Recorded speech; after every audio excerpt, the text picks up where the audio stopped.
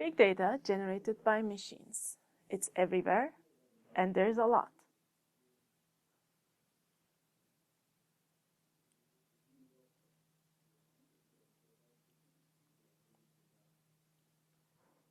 Do big planes require big data?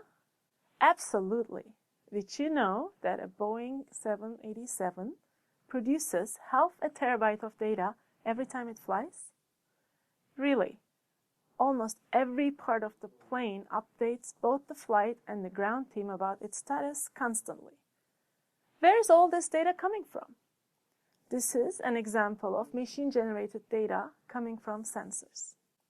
If you look at all sources of big data, machine data is the largest source of big data.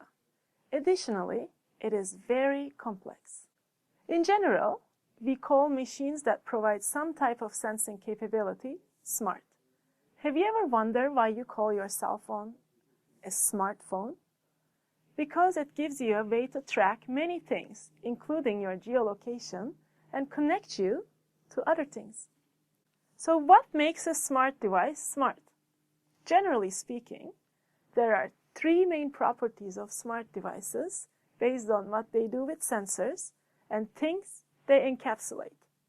They can't connect with other devices or networks.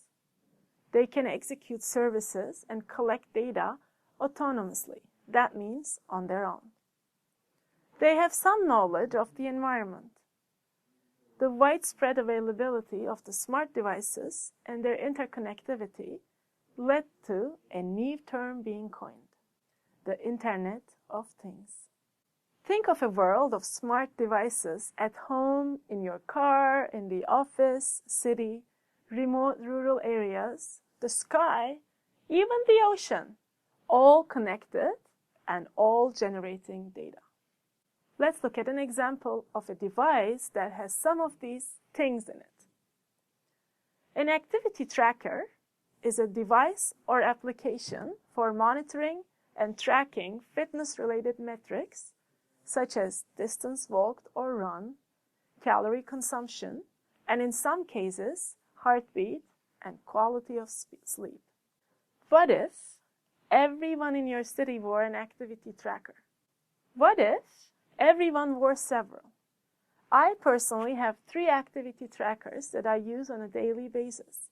One to track my sleep, another one to track my physical activity, and a third, my smartphone, that goes everywhere with me. So, it is not that unusual to imagine that this will be the case for many people.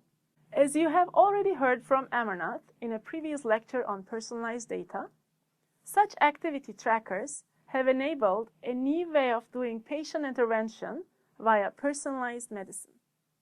Similarly, the sensors in planes have generated a new way of looking at fleet management and flight safety. As a summary, machines collect data 24/7 via their built-in sensors, both at personal and industrial scales, and thus they are the largest of all the big data sources.